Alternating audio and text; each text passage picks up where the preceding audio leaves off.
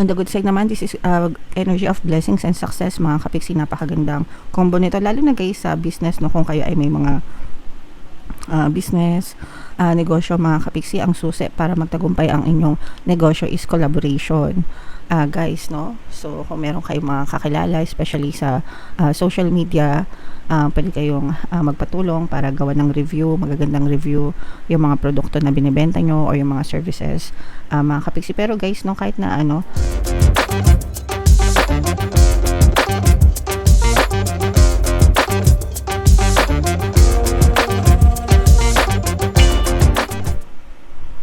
hello guys, hello Virgo, welcome back to Pinoy Pixie Tarot. Ang pamagat ng episode natin for tonight is full moon kapalaran para ngayong August to September para sa Virgo, Sun, Moon, Rising sign and Venus. So yung ating full moon guys ngayong August ay sa August 9, tapos yung next na full moon naman natin, mga kapiksi, ay sa September 7 guys. So ang reading na to ay para sa period na yan.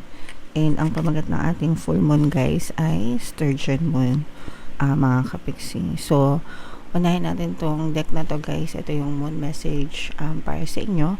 Don't let pride get in your way, mga kapiksi. Wag tayong masyadong ma-pride, wag tayong masyadong ma-ego guys. Most of the time, dahil dun sa mga pride na to, marami tayong opportunities, no, na napapalampas sa buhay natin, mga kapiksi, dahil lang sa pride guys. Okay, so sometimes kailangan natin isintabi yung ating mga pride and let us learn to be more objective as much as we can para ma-achieve natin yung mga goals natin and yung mga desires natin sa buhay, mga kapiksi. Alright, attune to the moon, be magnificent without being plain too much. Kailangan balance lang palagi, mga kapiksi, no. Kailangan palagi nasa tamang moderation ang paggawa natin ng mga bagay-bagay sa buhay natin guys. Okay, additional meanings guys, self-esteem is good, vanity is not. Kailangan marunong tayong magdala ng sarili natin, mga kapiksi, pero wag naman, kumbaga yung confidence natin, maganda na meron tayong self-confidence, mga kapiksi, the way we carry ourselves, diba? But wag din naman sobra-sobra na to the point na yung iba tawag dito, nagiging hambog na, no, yung pagdadala sa sarili, too much na, nagiging hambog na, mga kapiksi. Kailangan yung saktuhan lang din guys. Okay, everyone is equally important, lahat tayo pantay-pantay, mga kapiksi, no. Walang status, mga kapiksi, pagdating sa mata ng Diyos, lahat tayo pantay-pantay. So walang status dyan, walang mahirap, walang mayaman, walang may pinag-aralan or whatever, mga kapiksi. Kailangan itrato natin yung ibang tao the same way na we would want to be treated, mga kapiksi. Okay, we're not above anybody else, mga kapiksi. Creative urges should be followed, work sa magic. Kung meron kayong mga kailangan na i-prioritize sa buhay nyo, mga kapiksi, unahin nyo sila, guys, no, para may mga natatapos kayo, guys.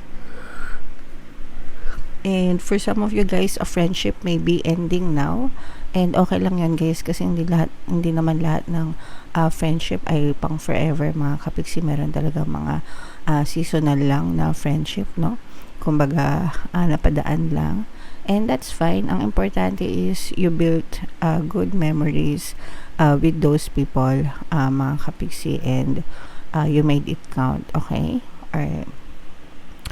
So comment down below, Virgo, if feeling nyo naka-resonate kayo dyan sa message na yan, guys.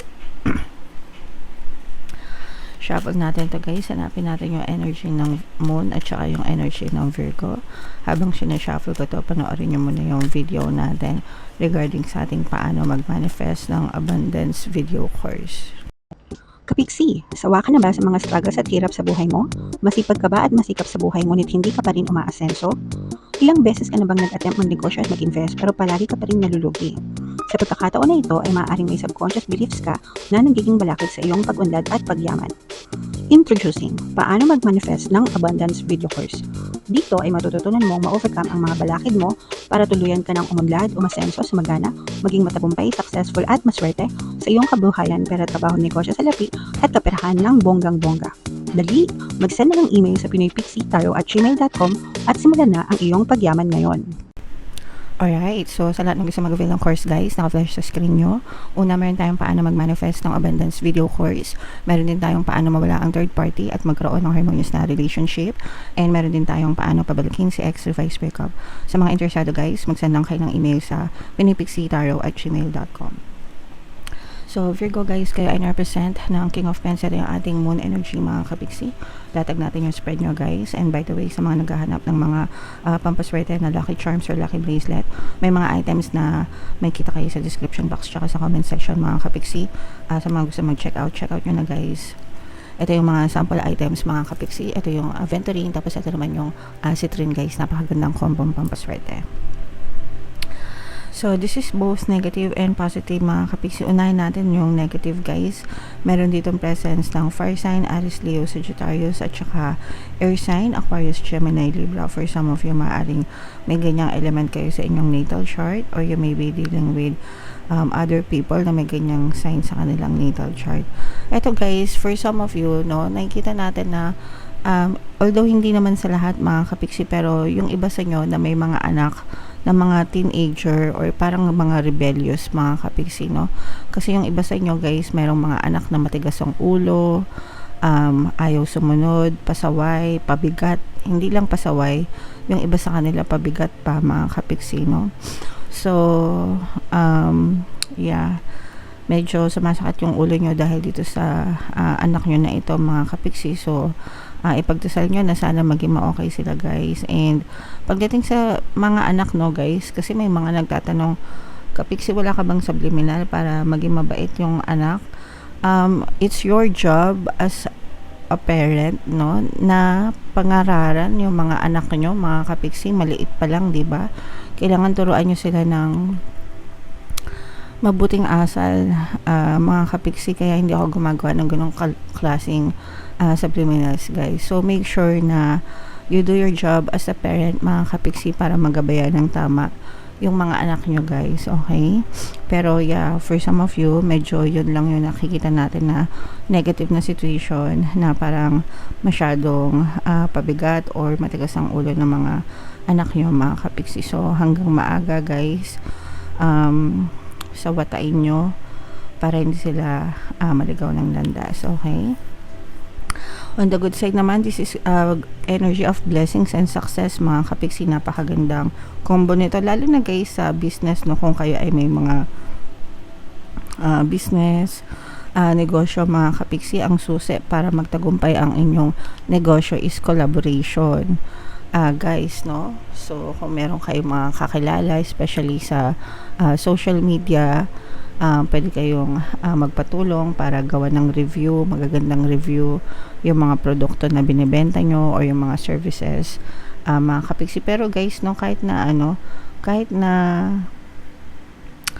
kumbaga kung maganda talaga yung service nyo and products mga kapiksi, matik na yan, no? Yung mga vloggers talagang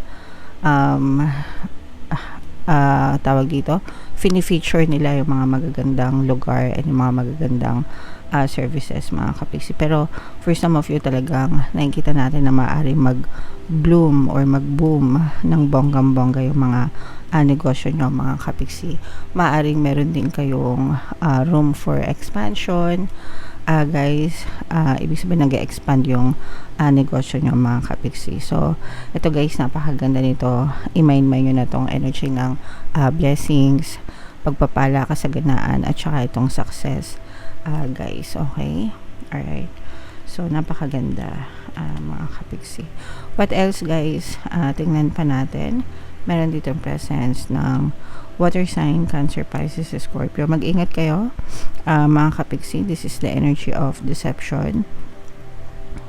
Yeah, so especially sa mga bago, no? Kung meron kayong mga bago na binabalak, let's say for example, nag-iisip ka ng bagong investment, bagong negosyo, bagong pagkakakitaan, pero hindi mo pa kabisado how it works, hindi mo pa alam,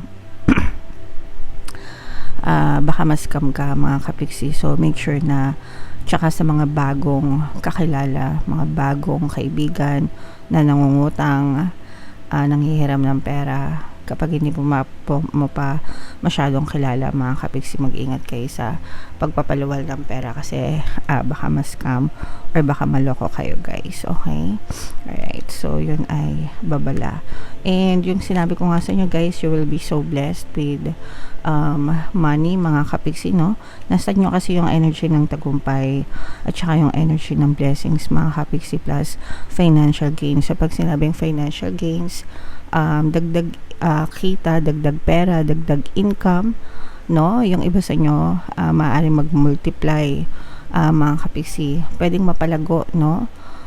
Una na, kagaya na sinabi ko kanina, kung may negosyo kayo, maaaring lumago yung negosyo nyo, mag-expand, and it will bring more money sa inyo. For some of you naman, pwedeng magkaroon kayo ng extra na source of income, mga side hustle bukod sa main job nyo. So let's say for example, sa umaga nagtatrabaho ka, tapos sa weekend baka nagka-grab ka, or baka nag-online selling ka, live selling, ganyan, whatever guys, kahit ano pa. Pero magdadala yan ng additional source of income sa inyo mga kapiksi, kaya madadagdagan yung mga take home pay nyo guys, okay? Overall, napakaganda ng energy nyo pagdating sa kabuhayan at sa kaperahan Virgo. So i-mind nyo na to sa comment section guys, okay? Alright, so yan yung mga positive energies ng reading nyo guys. Comment down below if naka-resonate kayo. I-mind nyo na tong more pera, more money, more blessings, more success mga kapiksi. And comment down below guys if naka-resonate kayo. For more tarot readings, ito yung playlist nyo. Ito naman yung ating success stories ng paano mag-manifest ng abundance video course. Thank you for liking, sharing, and subscribing guys. See you next time. I love you all. Have a nice day. Bye-bye.